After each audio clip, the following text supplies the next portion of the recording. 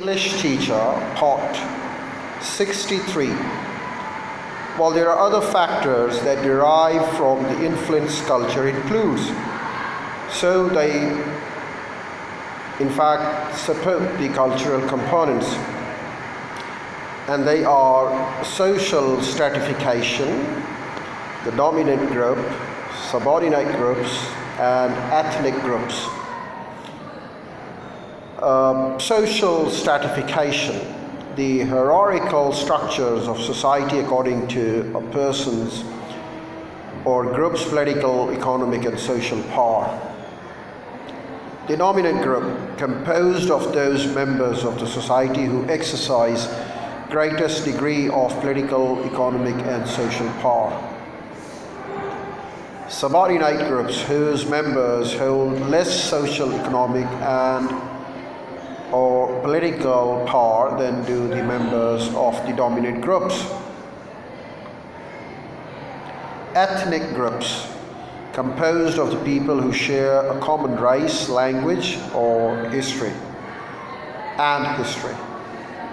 We can analyze culture according to various categories, including communication and language, mental processes, learning, beliefs and attitudes, values and norms, sense of self and space, time and time consciousness, relationships, rewards and recognition, dress and appearance, food and feeding habits, as well as the process by which a group organizes itself, kinship, religion, education, business and social association, economics, politics, health and recreation. The culture of poverty.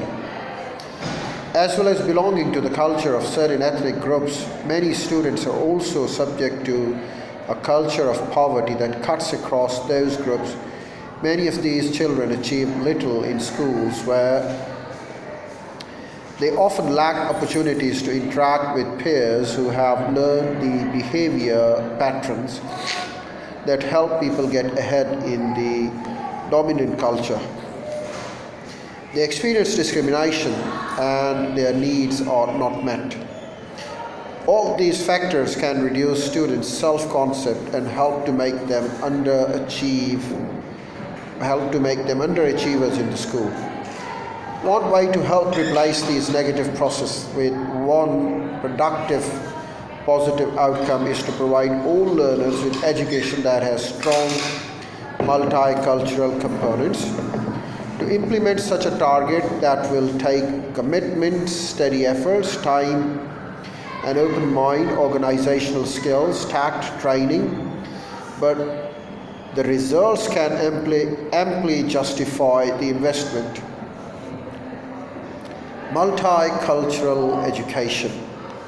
Multicultural education is built on human relations. It has two components: training in human relationship, ethnic studies, which show people as unique members of the identifiable cultural groups. North American societies are multicultural. Sometimes skin color or other physical traits make the diverse cultural mix in school easily observable. At other times, diversity, while just as deep, is less obvious. Differences include ethnic background, geographic location, cultural heritage, income, family organization, exceptionality, the home setting, personal characteristics of the child, his or her abilities and disabilities affect the school experience in view of this. Multicultural education deserves more than lip service. Schools can play a vital role in teaching their students to recognize, accept, and respect the cultural differences and the development changes that can have. The development changes there can occur in the learners, and they occur constantly. Concept of oneself and one's culture can fluctuate daily. Schools can help students understand cultural and ethnic stereotypes, myths about the cultural difference and the racism, and the effects of all three on one's ability to function in an increasingly multicultural world, and so on.